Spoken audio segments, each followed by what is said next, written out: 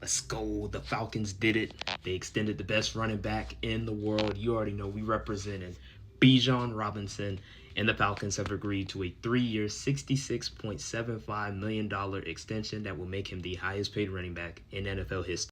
The deal is worth up to $75 million in incentives, gets $51 million fully guaranteed. So look, the Falcons, it was only but a matter of time. It was only but a matter of time, right? They've done a really good job. Ian Cunningham, their new GM, have done a really good job extending the core of the Falcons, getting Drake London done, third highest paid wide receiver in the National Football League. And as I've gone on the record to say, Drake London is one of the more underrated and more underappreciated wide receivers in the game.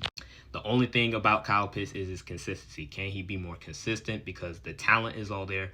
3 years, $51 million, for an extension. Matthew Borgeron, their guard, got extended on a 4-year, 96, and now Bijan gets done. And look, Bijan Robinson, I just made the video, man. Bijan is the best running back on the planet, in the world, period.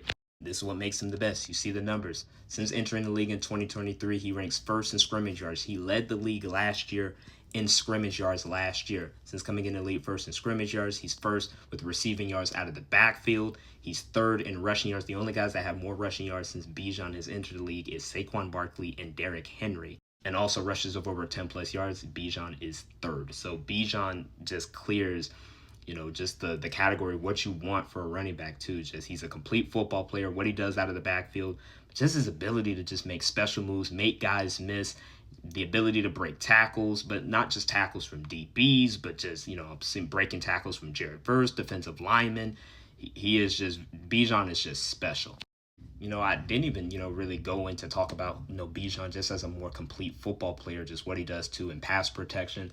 And this is a guy too that split carries with Tyler Algier last year. So you see again the touchdowns being a little low. He also has 35 career touchdowns, could have more if he didn't split carries with Tyler Algier. But this is a guy that's built to handle the course of the workload. The fact that he's led the league in touches despite splitting carries too, and still be able to hold up, which I think is actually beneficial to him because the amount of wear and tear, as you like to call it, on his body, he's been able to keep him fresh. But now that Tyler Algier is no longer there, this will allow Bijan to be even better than what he was last year, and he only had 11 touchdowns last year. This now goes to ask the biggest two questions. When will the Lions, pay Jahmyr Gibbs, and will he be the highest paid running back? He has to be the highest paid running back. If I'm Jahmyr Gibbs, that's the deal right there. So Bijan's now up to $22+ million per year.